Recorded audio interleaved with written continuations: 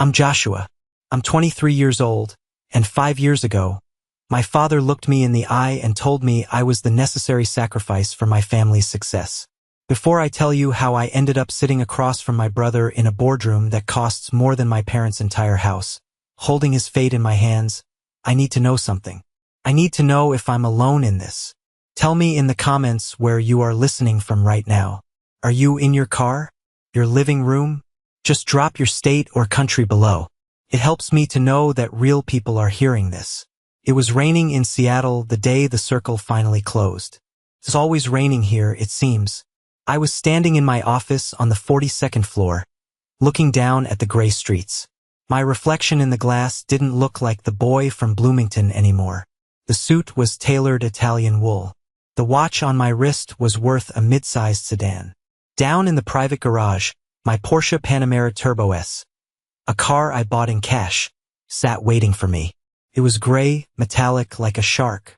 But up here in the quiet, none of that mattered. My heart was hammering against my ribs like a trapped bird. Sarah, my head of HR, had buzzed me 5 minutes ago. "He's here, Mr. Avery. He's in the waiting room." I had told her to make him wait. That's a power move, right? That's what CEOs do. But I wasn't making him wait to be cruel. I was making him wait because I couldn't breathe.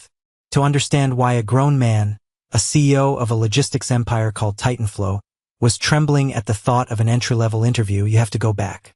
You have to go back 5 years. You have to go back to a dinner table in Indiana that smelled like roast chicken and betrayal. I was 18. It was a Tuesday. In the Avery household, Tuesday was roast chicken night. My mother, Catherine, was a creature of habit. She believed that if the table looked perfect, if the napkins were folded and the water glasses were full, then the family was perfect. She was wrong. Our family was a business and I was the bad investment. My brother, Caleb, was 3 years older than me. He was the golden boy, the star quarterback in high school, the debate team captain, the one with the smile that made neighbors stop and say, "That boy is going places." And he was finishing his undergrad and getting ready for law school. I was different. I was quiet. I liked taking things apart. Toasters, radios, engines. I didn't talk much because nobody really listened. I sat at the end of the table, usually on a folding chair if we had guests. But even when it was just us, I felt like I was sitting in a different zip code. That night, I had a letter in my pocket. It was burning a hole in my jeans. I had rushed to the mailbox before my dad got home. I knew what it was by the return address. Indiana State University. Systems Engineering. I waited until Dad, Robert, had finished his first serving of potatoes.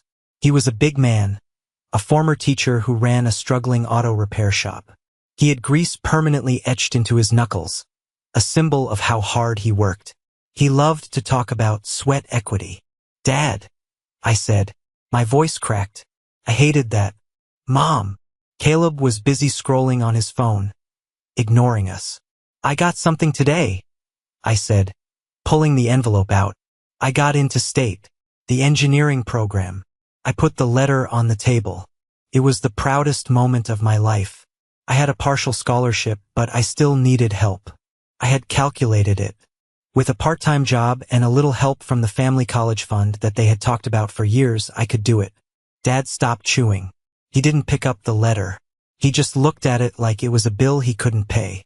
Mom put her fork down. She looked at Dad, then at me, then down at her plate.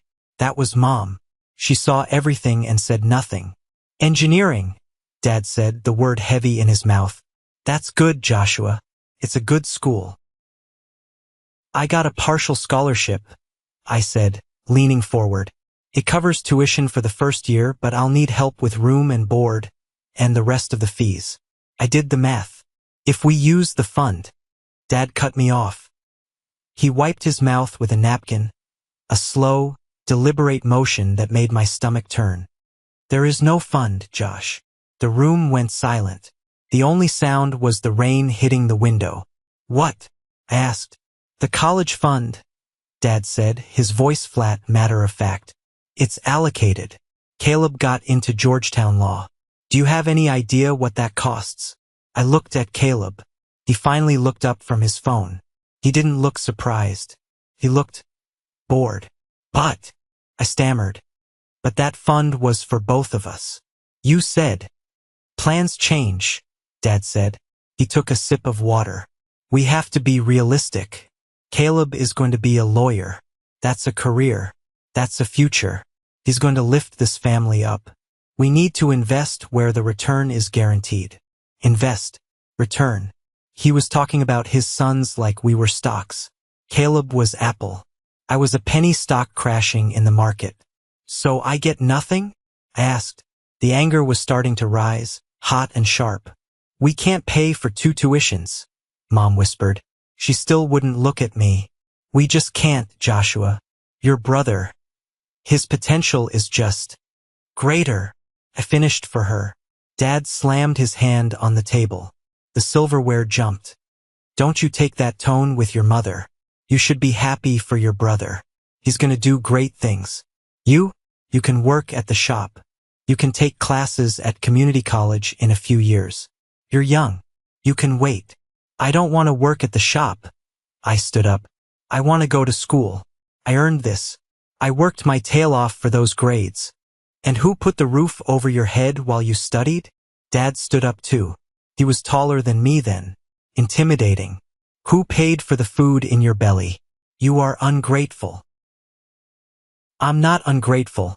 I'm asking for fair treatment, I shouted. You've never even asked what I want. There's always Caleb. Caleb's car, Caleb's clothes, Caleb's future. Because he deserves it. Dad roared. The truth finally came out. It hung in the air, ugly and naked. He deserves the future, Joshua. You're adequate. But we don't bet the farm on adequate. I looked at Caleb. Are you going to let him do this? You know this isn't right. Caleb shrugged. He actually shrugged. It's law school, Josh. It's a big deal. Don't be selfish. Selfish. Something inside me snapped. I didn't scream. I just looked at them. If I'm not worth investing in, then I guess I'm not worth feeding either. If you don't like the rules, Dad pointed to the door, you can leave. Tonight. You want to be a man? Go be a man. Go see how far fair gets you in the real world. He was bluffing. He had to be. Parents don't kick their kids out for getting into college. Fine, I said. I walked to my room. I packed a duffel bag. A few shirts, jeans, my laptop, the letter from Indiana State. My hands were shaking so bad I could barely zip the bag. I kept waiting for the door to open. I kept waiting for Mom to come in and say, "Stop. This is crazy." Nobody came. I walked back out to the living room. Dad was sitting in his recliner watching the news. Mom was in the kitchen, aggressively scrubbing a pot. Caleb was gone. Probably in his room, texting his girlfriend about his acceptance letter. I'm leaving, I said. Dad didn't look away from the TV. Leave the key on the table. I felt like I'd been punched in the gut. I put my house key on the side table. It made a small metal clink. That sound haunts me. It was the sound of my childhood ending. I opened the front door. The rain was coming down in sheets now. A real Indiana storm. Joshua, Mom's voice. I turned around, hope flaring up in my chest. She was standing there, wiping her hands on a dish towel. Her eyes were red. She walked over to me, but she didn't hug me. She reached into her apron pocket and pulled out a bill. A $20 bill. Wrinkled. Worn. She shoved it into my hand. Be independent, she whispered. Prove him wrong. She wasn't giving me money to survive. She was paying me to go away so she didn't have to deal with the conflict. She was buying her peace of mind for $20. That's it. I looked at the bill. That's what I'm worth? She stepped back and closed the door. I stood on the porch. The porch light flickered and died, leaving me in the dark. I looked at the window to the living room. I saw Caleb standing there, holding the curtain back. He was watching me. I waited for him to wave. To mouth, I'm sorry. To do anything. He just let the curtain fall back into place. I walked down the driveway, the rain soaking through my hoodie in seconds. I had no car, no plan, $20 in my pocket. and a family that had just fired me from their lives. The first hour wasn't bad. Adrenaline is a powerful drug. I walked with purpose, fueled by anger. I'll show them, I thought. I'll become a millionaire. I'll come back and buy the whole town. But adrenaline fades. The cold does not.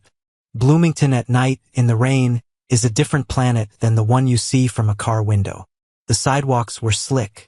The streetlights reflected on the puddles like oil. By the time I reached the bus station downtown, my shoes were squishing with every step. The station was closed. The metal grate was pulled down. I sat on the bench under the small overhang. It offered almost no protection from the wind. I checked my phone. 14% battery. No messages. I took out the $20 bill Mom had given me. It was soaked. I tried to flatten it out on my knee, but it just tore a little at the corner. I stared at Andrew Jackson's face. He looked miserable. Okay, I said to the empty street. Okay. I didn't sleep that night. I shivered. A deep, bone-rattling shiver that starts in your spine and makes your teeth clack together. Every time a car drove by, I looked up, hoping it was Dad's truck, hoping he'd cooled down and come to get me.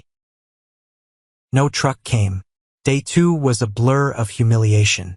I tried to buy a sandwich at a gas station. The clerk looked at my wet, torn $20 bill and shook his head. Can't take that, kid. Machine won't read it. It's legal tender, I argued, my voice raspy. It's trash, he said. Buy something or get out. I walked out.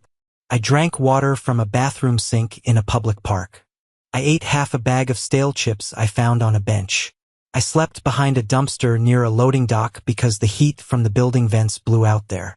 By the third night, the anger was gone. The fear was gone. There was only the fever. I had caught something. Pneumonia, probably. My chest felt like it was filled with broken glass. Every breath was a struggle. I was walking down a service road near the highway, trying to find a place where the wind wasn't cutting through me. I stumbled. My knees hit the gravel. I didn't have the strength to get up. I lay there, cheek against the wet asphalt. The rain felt warmer now. That was a bad sign. I knew that much from biology class. Hypothermia makes you feel warm before you die. I closed my eyes. I thought about the roast chicken. I thought about the way the house smelled like lemon cleaner. So this is it, I thought. Dad was right. I'm not realistic. Then a sound. Not thunder. The hiss of air brakes. Lights flooded over me, blindingly white. A massive semi-truck had pulled over onto the shoulder. I heard a door slam. Heavy boots crunching on gravel. Hey! A voice. Rough like sandpaper. Kid. You alive? I tried to speak, but all that came out was a wheeze. Strong hands grabbed my shoulders. A face appeared above me. An older man, beard gray as steel, eyes hidden under a baseball cap. He smelled like diesel and stale coffee. He didn't ask if I was okay. He didn't ask where my parents were. He put a hand on my forehead and swore. You're burning up. Come on. He lifted me. I was dead weight, but he carried me like a sack of flour. He threw me into the passenger seat of his cab. The heat blasted me instantly. It hurt, actually. The thaw was painful. Drink this. He handed me a thermos. It was warm tea, sugary and strong. I don't have money, I whispered. I have a ripped 20. The man laughed. It was a dry, barking sound. Did I ask for a fare? He drove. I drifted in and out of consciousness. I learned his name was Wyatt. He drove long haul for a freight company. He talked to keep me awake. You don't sleep, kid. You sleep, you don't wake up. Listen to me. My transmission is acting up on third gear. You know anything about transmissions? Synchronizers, I mumbled. Worn out. Yeah, maybe. He pulled into an urgent care center 2 towns over. He carried me in. The nurses rushed over. Found him on the side of I-69, Wyatt told them. Fix him. I remember the needle in my arm. I remember the warmth of the blankets. And then darkness. When I woke up, the room was white, beeping machines. I looked at my wrist. There was a plastic bracelet. It didn't have my name. It read, Unknown mail. I stared at it. I wasn't Joshua Avery anymore. I wasn't a son. I wasn't a brother. I was nobody, just a body found on the road. A nurse walked in. She smiled when she saw I was awake. "You're a lucky young man," she said. "Your friend left. Wyatt. He had a delivery schedule. He said he couldn't wait." She reached into her pocket. "He left this for you. And this jacket." She placed a heavy, flannel-lined denim jacket on the chair. And on the bedside table, she placed a crisp, new $20 bill. "He said to tell you." The nurse hesitated. Her eyes got a little misty. "He said to tell you that you need it more than his son does." "His son? His son died 10 years ago," she said softly. "Runaway. Overdose. He never found him in time. He told me finding you, it was like a second chance he never got." I picked up the $20. I squeezed it until my knuckles turned white. I looked at the unknown mail bracelet. I grabbed a pair of scissors from the tray next to the bed and cut it off. I wasn't going to be unknown. I wasn't going to be a ghost that haunted a truck driver. I put on Wyatt's jacket. It was too big, but it felt like armor. "Where do I go?" I asked the nurse. "I have nowhere." She wrote down an address. "Haven House. It's a shelter. Ask for Mrs. Higgins. Tell her I sent you. But listen to me." She leaned in. "They kick you out at 8 a.m. every day. You have to hustle. Can you hustle?" I thought about Dad calling me adequate. I thought about Caleb watching from the window. "Yes," I said. "I can hustle." Haven House smelled like bleach and boiled cabbage. It was a concrete building on the edge of the industrial district.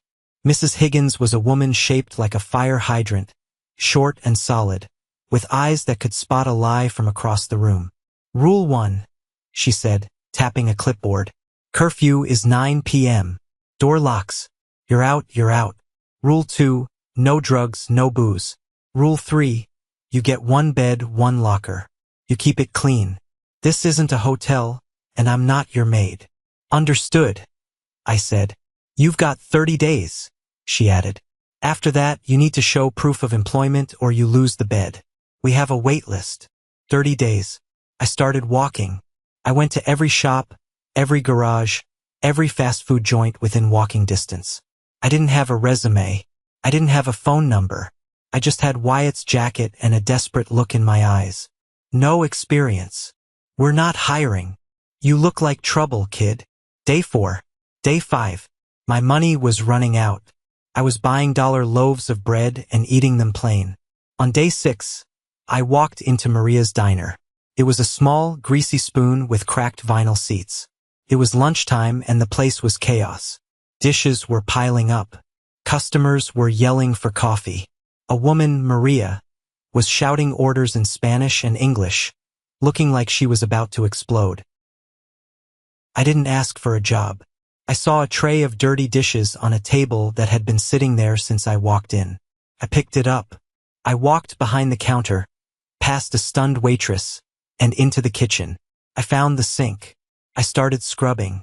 Maria came in 5 minutes later, holding a frying pan. "Hey, who are you? What are you doing?"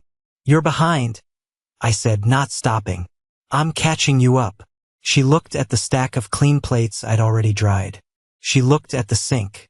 She looked at me. "I can't pay you under the table," she said. "If I last the week," I said, repeating a line I'd heard in a movie once. "You put me on the payroll. If I suck, you kick me out." She squinted at me. $5 an hour plus tips from the bus tub. Apron is on the hook. I worked like a machine. I didn't just wash dishes. My brain, the engineering brain my father thought was useless, started seeing patterns. The waitresses were crossing paths too often. The silverware was stored too far from the drying rack, adding 10 seconds to every cycle. The prep cook was walking across the kitchen to get spices that should be at his station. I stayed late that night. "Go home, kid," Maria said, counting the register. "Can I move the dry storage?" I asked. "What?"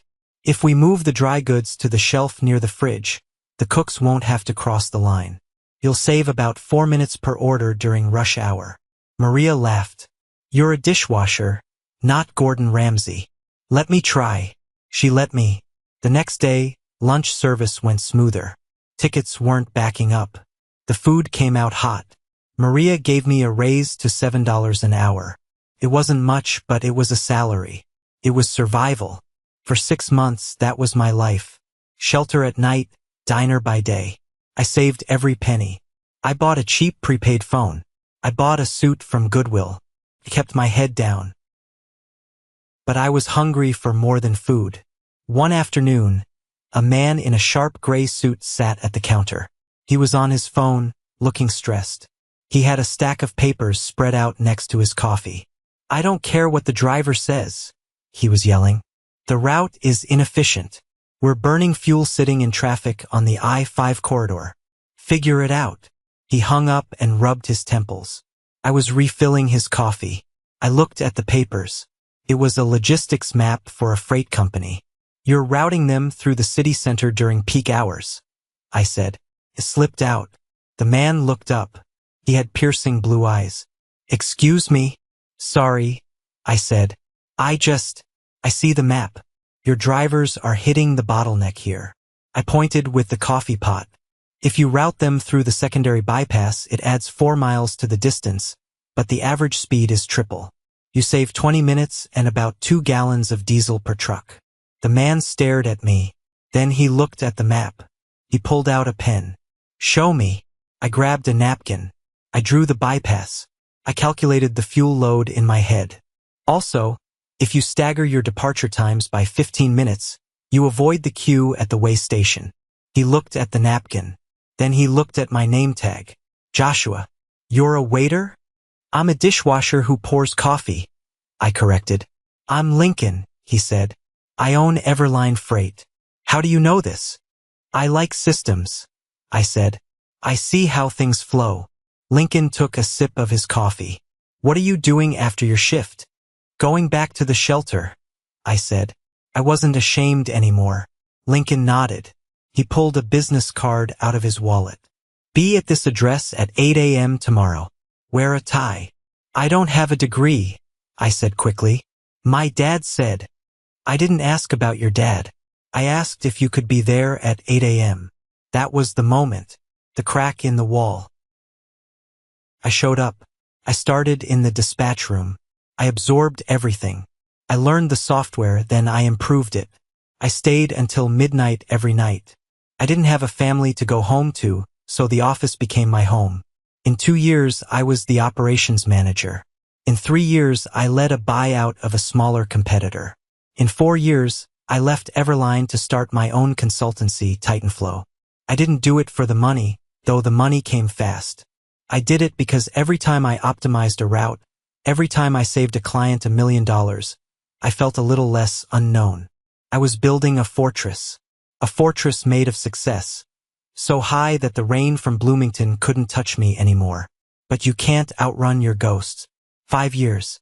That's 1,825 days. I sat in my office at Titanflow. The walls were glass. The furniture was minimal and terrifyingly expensive. On the wall behind my desk, I didn't have a diploma. I had a small shadow box frame. Inside it was the plastic hospital bracelet that said, Unknown Male, and the crumpled $20 bill Mom had given me. Every client asked about it. I told them it was modern art. I was reviewing the quarterly projections. We were up 40%. Titanflow was becoming the gold standard in logistics consultancy. I had just closed a deal with Amazon.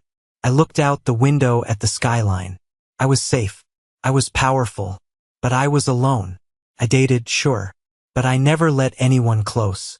How do you explain to a girl that your parents fired you? That you don't go home for Thanksgiving?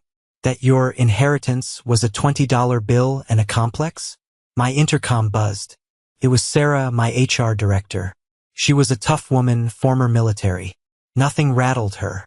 Josh, you need to see this resume. I'm busy, Sarah. Just hire the best candidate for the coordinator position. I think you need to see this one personally, she insisted. Her voice was odd, quieter than usual. She walked in and placed a folder on my desk. I opened it. Name, Caleb Avery. Address, Bloomington, Indiana. Education, Georgetown. Law, incomplete. Experience, bartender, retail associate, legal intern, 3 months. The world stopped spinning. Caleb, my brother, the golden boy, the future. I stared at the photo attached to the ID copy. He looked tired. His hairline was receding. There were bags under his eyes. He didn't look like the smug kid in the window anymore. He looked beaten.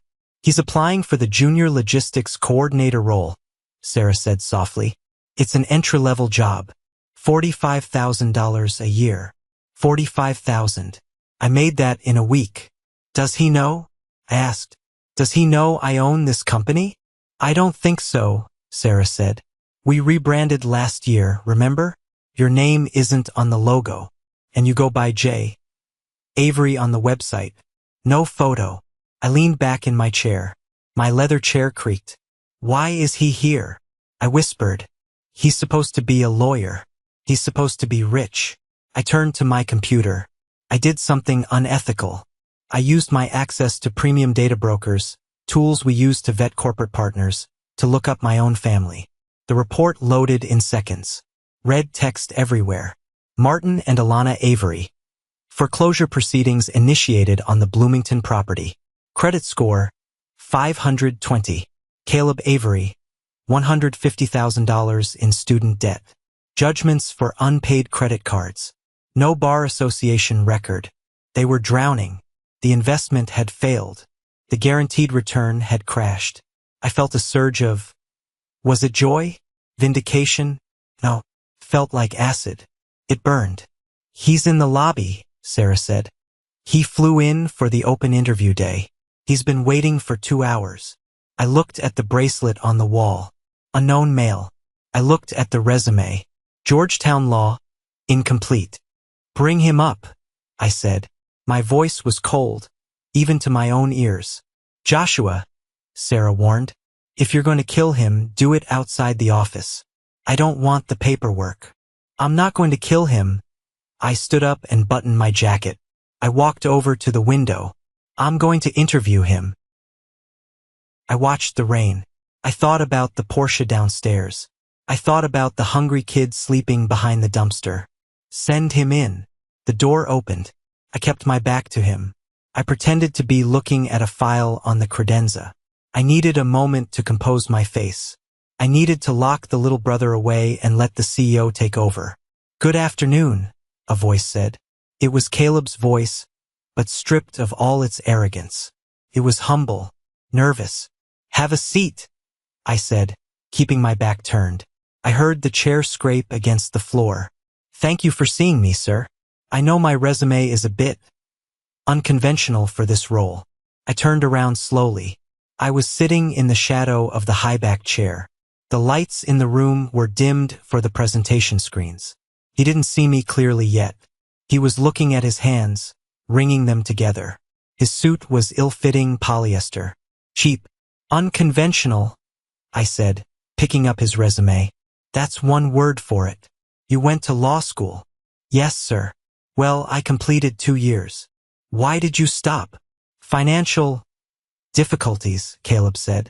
He cleared his throat. And I realized the law wasn't for me. Or maybe you just couldn't pass the bar?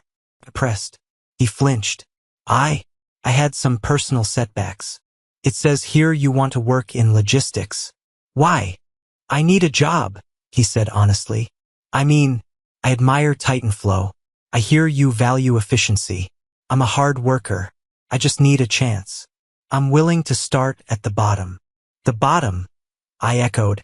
Interesting. My father used to say that some people deserve the future, and some people are just adequate. Caleb's head snapped up. He squinted at me. The familiarity of the phrase hit him like a physical blow. Excuse me? I leaned forward into the light. I asked you a question, Caleb. What defines a person's worth? Is it their degree? Or is it their ability to survive when they get locked out in the rain? He stared. His mouth opened, but no sound came out. He looked at my eyes. Then his gaze drifted to the wall behind me. He saw the frame. He saw the crumpled $20 bill. The color drained from his face. He looked like he was going to vomit. "Josh," he whispered. It was a sound of pure disbelief. "Hello, Caleb," I said. "Welcome to Titanflow." He stood up, knocking his chair over. You own this." "I built this," I corrected, "brick by brick, while you were partying at Georgetown on Dad's retirement fund." "I didn't," he stammered. "Josh, we didn't know where you were. Mom cries every Christmas." "Mom cries?" I laughed. It was a harsh sound. "Does she cry into the $20 she paid me to leave?" Caleb sank back down, not into the chair, but onto the floor. He looked broken. "I'm sorry," he sobbed. "Josh, I'm so sorry. I was a coward. I stood at the window and I watched you walk away, and I didn't do anything because I was scared Dad would cut me off too. And look where that got you." I gestured to his cheap suit. "You played by the rules, Caleb. You were the good son. What happened?" "I failed," he admitted. Tears were streaming down his face now. "I failed out. I tried to make money trading crypto to pay Dad back, and I lost it all. They're losing the house, Josh. Dad had a stroke last month from the stress. We have nothing. I came here because I heard they were hiring. I didn't know." The room was silent. I looked at my brother, kneeling on the expensive carpet of my office. This was the moment I had dreamed of for 5 years. The moment of total victory. I had the power. I had the money. I had the upper hand. I could kick him out. I could call security. I could say, "You're not realistic, Caleb." But looking at him, I didn't feel triumphant. I just felt sad. "Get up," I said. He looked up, wiping his eyes. "Are you going to fire me?" "I haven't hired you yet." I walked over to the shadow box. I took it off the wall. I opened the back and pulled out the bracelet and the bill. I walked over to Caleb and held out the $20. "This is all I had," I said. "This and the clothes on my back. And you know what? It was the best thing Mom ever gave me. Because it taught me that nobody is coming to save me." I placed the bill on the table between us. "You want a job?" I asked. He nodded frantically. "I don't hire brothers," I said. "I hire assets. Can you be an asset?" "I'll do anything. I'll sweep the floors." "Good. Because you're not going to be a coordinator. You're going to start in the warehouse. Loading docks. Night shift. Minimum wage. No special treatment. If you're late once, you're fired. If you tell anyone who I am, you're fired." Caleb looked at me. For the first time in his life, he looked at me with respect. Not love, not pity. Respect. "Thank you," he said. "I won't let you down." "Don't do it for me," I said, turning back to the window. "Do it so you can buy your own damn house." Caleb left the office. He walked out different than he walked in. He had a job. It was a grunt job, a job my father would have sneered at, but it was an honest start. I stood alone in the office. The adrenaline was fading, leaving me exhausted. I looked at the empty spot on the wall where the frame used to be. I had won. But the victory wasn't about seeing Caleb beg. It wasn't about the power trip. The victory was realizing that I didn't hate them anymore. Hate takes energy. Hate binds you to the person you hate. I didn't feel hate. I felt pity. They were trapped in a cage of their own making. A cage of status and expectations. I was free. I had been free since the moment that door clicked shut 5 years ago. I pressed the intercom. "Sarah, is there a body to dispose of?" she asked. "No. He starts Monday. Warehouse B. Put him on the standard onboarding track." "You're a better man than me, boss," she said. "No," I said. "I'm just a businessman. He's cheap labor." I lied. It wasn't about business. It was about closing the loop. That weekend, I got in my Porsche. I drove east. Took me 3 days to get back to Indiana. I didn't go to the house. Couldn't face Dad. I wasn't ready to see him weak, and I certainly wasn't ready to hear him try to justify what he did. I drove to the bus station downtown. It looked exactly the same. The same peeling paint. The same metal bench. It wasn't raining this time. The sun was setting, casting long, golden shadows across the pavement. I sat on the bench. The metal was warm from the sun. I reached into my pocket and pulled out the $20 bill. The same one. I smoothed it out on my knee. Debt paid, I whispered. I left the bill on the bench. Maybe some other kid would find it. Maybe it would buy them a meal. Or maybe it would be their seed money for an empire. I walked back to my car. As I opened the door, my phone buzzed. It was a text from Caleb. Dad asked where I got the job. I told him I'm working for a guy who knows the value of sweat equity. He said, good. Mom says hi. She asked if you're happy. I looked at the text. Then I looked at the sunset reflecting off the hood of my Porsche. I typed back, tell her I'm realistic. I tossed the phone onto the passenger seat. I revved the engine. The sound was a deep, guttural roar that echoed off the brick buildings of my hometown. I didn't look back as I drove onto the highway. The rearview mirror showed the town shrinking, smaller and smaller, until it was just a speck on the horizon. I was Joshua Avery. I was the unknown male. I was the CEO. And for the first time in my life, I knew exactly where I was going. The drive back to Bloomington wasn't just a journey across state lines. It was a journey backward through time. When I crossed the heavy steel bridge that marked the town limits, my hands tightened on the leather steering wheel of the Porsche until my knuckles turned white. The car, a machine of precision engineering and ungodly cost, felt alien here. The suspension absorbed the potholes of County Road 9 with ease, but I could feel every single one of them in my chest. I hadn't been back in 5 years. Not for a holiday, not for a funeral, not even for a drive-by. I had treated Bloomington like a quarantine zone, a place where the infection of my past lived, and I was the only survivor who had made it out. The town looked smaller. That's the first thing you notice when you grow up and leave. The geography shrinks. The terrifyingly large high school looked like a cramped brick box. The massive downtown square was just 4 blocks of fading businesses. I rolled slowly down Main Street.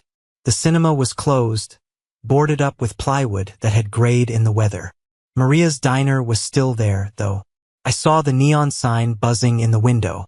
I felt a phantom ache in my hands, remembering the hot water and the steel wool, scrubbing plates until my skin was raw. I almost stopped. I almost went inside to order a coffee and leave $1,000 tip. But I didn't. I wasn't here for a reunion tour. I was here to bury a ghost. I turned onto Oak Street. The streetlights were just flickering on, casting long, orange shadows against the twilight. My heart began to hammer a rhythm against my ribs that no amount of deep breathing could calm. This was it, the physical location of my trauma. I pulled the car over about 3 houses down from number 402. I killed the engine. The silence that rushed into the cabin was deafening. I tinted the windows dark enough that nobody could see in, but I could see out perfectly. There it was, the house. It looked tired. The siding, which I remembered as a crisp, authoritative white, was now a dull, peeling gray. The gutters were clogged with leaves. Dead leaves from last autumn that nobody had bothered to clean. The lawn, which my father used to manicure with the precision of a surgeon, was patchy and overgrown with crabgrass. It was a shock. In my head, my father was a giant, a titan of industry in his own mind, a man who controlled the world with his voice. I expected the house to still look like a fortress. Instead, it looked like a tomb. I sat there for 20 minutes just watching. A light went on in the kitchen. I saw a silhouette move past the window. It was hunched over, slower than I remembered. Then the front door opened. My father, Martin Avery, stepped onto the porch. He was wearing his old work jacket, the one with the grease stain on the pocket that never came out. But he didn't fill it out anymore. He looked shrunken. He walked with a limp I didn't recognize, favoring his left hip. He was carrying a small bag of trash. He walked to the curb, his movements stiff and painful, and dropped the bag in the bin. He stopped and looked down the street. He looked right at my car. I held my breath, but he didn't see me. He saw a gray sports car, a spaceship from a world he didn't belong to, and he looked away. His eyes were dull. There was no fire in them, no judgment, just exhaustion. He looked like a man who had spent 5 years waiting for a ship that never came in. I realized then that the monster under my bed was just an old man with bad credit and a broken hip. The fear that had driven me for half a decade evaporated, leaving behind a strange, hollow sadness. Then my mother came out. Alana. She was wiping her hands on a dish towel, a nervous tic she had always had. She said something to Dad. He didn't answer. He just stared at the ground. She reached out and touched his arm. A tentative, fearful gesture. He flinched away, not aggressively, but with the weariness of someone who just didn't want to be touched. She looked so fragile. Her hair, once dyed a fierce auburn, was gray and pulled back in a messy bun. I reached for my phone. I don't know why I did it. Maybe I wanted to distract myself. Maybe I wanted to check my email, to remind myself that I was a CEO, not the shivering kid on the porch. I opened my social media app. Titanflow had a massive following now. I usually let the marketing team handle it, but sometimes I checked the comments on our success stories. I clicked on the latest post, a photo of our new fleet of electric trucks. There was a comment at the top. It had been posted 3 minutes ago. User 7492. So proud of this company. Incredible work. I froze. I had seen this user before. User 7492. They had no profile picture, just a default gray avatar. They had 0 followers. They followed only one account, Titanflow. They liked every post, every single one, for 5 years. When I announced our expansion into Asia, user 7492 commented, "Wonderful news." When I posted about our charity drive, user 7492 commented, "You have a good heart." I had always assumed it was a bot, or maybe just a lonely retiree. But looking at the timestamp, 3 minutes ago, and looking at my mother standing on the porch, holding her phone in her other hand, I zoomed in on the scene through my windshield. My mother was looking down at her screen. She typed something with one finger. My phone buzzed. A new notification. User 7492. I hope the CEO is taking care of himself. He works so hard. The air left my lungs. It was her. My mother. The woman who had handed me a wrinkled $20 bill and closed the door. The woman who had chosen her husband's ego over her son's life. She had been watching me. Every day. For 5 years. She knew. She knew I was the CEO. She knew I was Joshua. She had to. The timeline matched perfectly. A surge of anger flared up, hot and fast. If you knew, I thought, gripping the phone, why didn't you call? Why didn't you message me? Why did you hide behind a fake number and a gray avatar? Then I looked at her again. I saw the way she glanced at my father, terrified he would see her screen. I understood. She was a hostage. She was a hostage to her own choices, to her own weakness. She loved me in the dark because she was too cowardly to love me in the light. She was proud of me, but she was more afraid of him. Silence is complicity, I had told Caleb, and it was. But seeing it now, it looked less like malice and more like tragedy. I could get out of the car. I could walk up that driveway in my $3,000 suit. I could confront them. I could scream, "I'm here. Look at me. I'm the one you threw away." It would be satisfying for about 5 minutes. And then what? Dad would yell. Or worse, he would beg. Mom would cry. They would ask for money. They would try to pull me back into their drowning ship. They would want to know about Caleb. They would want to know about the inheritance they felt they were owed. I looked at the user 7492 comment again. I hope the CEO is taking care of himself. I tapped the reply button. My thumb hovered over the screen. I typed, "He is. He's doing just fine." I watched my mother. She read the notification. Her hand flew to her mouth. She looked up, scanning the street. Her eyes passed over my tinted windows again. She didn't know it was me in the car, but she knew the message was for her. She lowered the phone and smiled. It was a sad, broken little smile, but it was real. That was enough. I put the car in gear. I didn't want a reunion. I didn't want their apologies. Apologies are just words, and words are cheap. Action is the only currency that matters. I pulled up my banking app. I had the account information for their mortgage holder. I had found it in the detailed credit report I ran on Caleb. The bank was initiating foreclosure in 30 days. They owed $142,000. To me, that was the revenue from a single mid-sized contract. To them, it was the end of the world. I could let them lose the house. It would be poetic justice. The golden child gambled it away, and the failure let it burn. But I remembered the lesson I learned at the diner. Systems over sentiment. If they lost the house, they would move in with Caleb. Caleb, who was currently working for minimum wage in my warehouse, trying to build a life. If I let them fall, they would crush him. And if they crushed him, I lost a good employee. I tapped transfer. Amount, $142,000 recipient. Bloomington First National Mortgage Servicing. Memo paid in full. Anonymous. I watched the processing wheel spin. Then the green check mark. I didn't do it for them. I did it so I never had to think about them again. I bought their safety so I could buy my freedom. It was a severance package. I released the parking brake. The Porsche purred to life. A low rumble that vibrated through the floorboards. I drove away slowly. I didn't look in the rearview mirror. I didn't need to. I knew exactly what was behind me. A house that was no longer a home, and two people who were no longer my parents, just characters in my origin story. I turned the corner, heading toward the one place in this town that actually mattered. The bus station hadn't changed. In a world that was constantly upgrading, renovating, and gentrifying, the Bloomington bus terminal remained a monument to stagnation. The same fluorescent light was flickering overhead, buzzing like a trapped insect. The same smell of diesel and stale urine hung in the air. I parked the Porsche in the shadows of the lot, away from the few wandering souls waiting for the 9 p.m. Greyhound to Indianapolis. I stepped out. The air was cool, but it wasn't raining. The sky was a bruised purple, fading into the black of night. I walked to the bench. The bench. The metal was cold against my hand. I ran my fingers along the edge. I remembered the exact texture of the rust.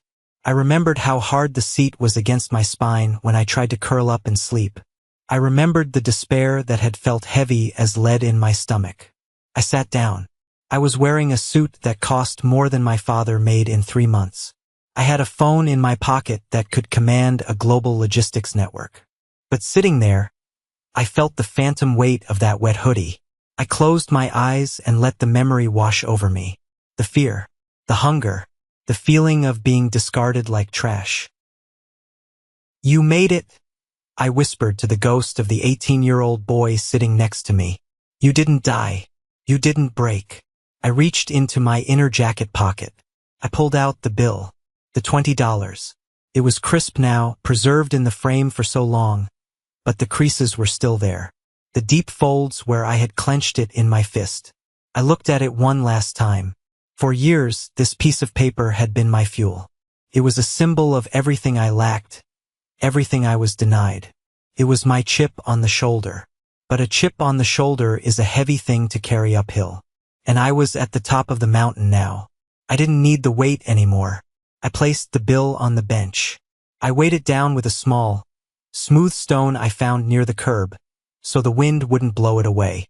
It wasn't a lot of money, but it was a seed. Maybe someone would find it. Maybe a kid running away from home. Maybe a mother trying to buy a ticket to a safe place. Maybe a junkie needing a fix. It didn't matter.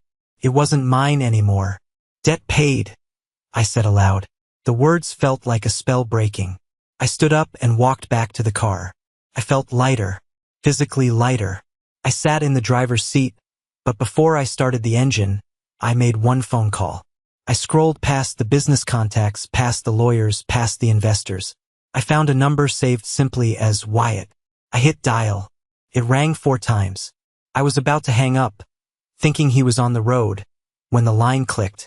"Yeah." The voice was raspy, older, but unmistakable. "Wyatt," I said. "It's Joshua." There was a pause. A long silence filled with the static of a poor connection. "Joshua." Wyatt's voice softened. "The kid from I-69? Yeah, the kid from I-69. Well, I'll be damned. I thought you forgot about me. It's been, what, 6 months since we talked? Something like that. I smiled. Where are you? Stopped at a diner in Ohio. Hauling steel to Pittsburgh. How are you, kid? You eating? I'm eating, I said. I'm eating good, Wyatt. Listen, I'm in Bloomington. The hell you doing back there? You looking for trouble? No, I was looking for closure. I found it. Good, Wyatt grunted. Closure is good. Better than a swift kick in the teeth. Wyatt, I hesitated. I just wanted to say thank you. For the jacket. For the 20. For stopping. Don't get mushy on me, kid. I'm serious. I just left the 20 on the bench where it all started. I passed it on. I could hear Wyatt shifting the phone. I heard the clink of a coffee cup. You did good, Joshua, he said. His voice was thick with emotion he tried to hide. My boy. He never got to come back. You coming back, standing tall. That makes it a little easier. You know? I know, I said. I'm sending you something, Wyatt. Check your bank account in the morning. Buy yourself a new transmission. Or a new truck. Or retire. Joshua, you don't have to. I know I don't. That's why I'm doing it. Drive safe, old man. You too, kid. Keep the shiny side up. I hung up. I started the car. The Porsche engine roared to life. A symphony of mechanical perfection. I turned on the headlights. The beams cut through the darkness, illuminating the road ahead. I pulled out of the parking lot. I drove past the Welcome to Bloomington sign. I didn't look at it. I hit the on-ramp for the interstate. I accelerated. 60, 70, 80. The world blurred outside my windows. I wasn't driving away from my past anymore. I was driving toward my future. A future that didn't belong to Caleb or my parents or the college fund. It was mine. I had built it from scrap parts and grit. I had engineered it. And as the city lights of Bloomington faded into the rearview mirror, disappearing into the vast, dark cornfields of Indiana, I finally understood the truth. They didn't kick me out of the family. They released me. They cut the anchor, thinking I would drown. But they forgot that I knew how to swim. I smiled. I turned up the radio. And I drove into the night. An unknown male no more. Before I go, I want to leave you with this. We grow up thinking that our value is determined by the people who raised us. We think that if our parents don't believe in us, if our family doesn't support us, then we are broken. We spend years, sometimes decades, trying to fix ourselves, trying to earn a love that was never ours to begin with. But here is the hard truth I learned in the rain that night. You cannot buy bread with someone else's approval. My father's rejection was the most painful thing that ever happened to me, but it was also the most necessary. If he had given me that college fund, I would have become a mediocre engineer constantly trying to please him. By kicking me out, he gave me the gift of desperation. He forced me to find my own spine. Self-reliance isn't just about paying your own bills. It's about paying your own emotional debts. It's about looking at the empty seat at the table and realizing you can build your own table. I want to ask you something. Is there a moment in your life where a door was slammed in your face, and it turned out to be the best thing that ever happened to you? Or maybe you are standing in the rain right now, holding a wrinkled $20 bill, scared of what comes next. If you took any value from my journey, if you felt the cold of that bench or the warmth of that victory, please do me a favor. Type good in the comments below. It's a small word, but it tells me that we are connected. It tells me that you understand that sometimes you have to lose your family to find yourself. I'm Joshua Avery. I started with nothing but an unknown bracelet and a refusal to quit. And if I can make it, so can you. Keep building, keep driving, and never let anyone else hold the pen to your story.